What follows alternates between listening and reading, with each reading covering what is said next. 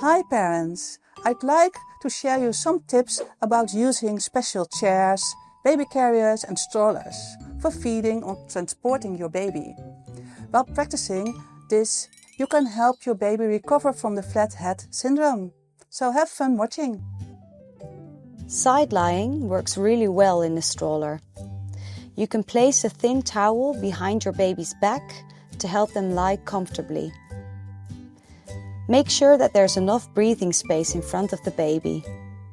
But while you're out for a walk, it should be easy to keep an eye out on your baby.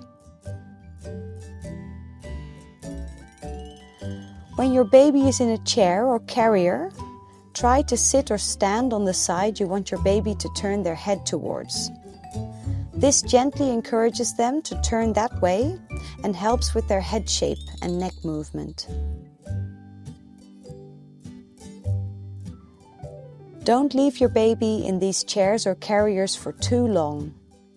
Babies develop their motor skills best whilst lying down and moving freely on a flat surface. If you're in doubt about your baby's head shape, feel free to use the ScullyCare app. ScullyCare, the flat head assistant.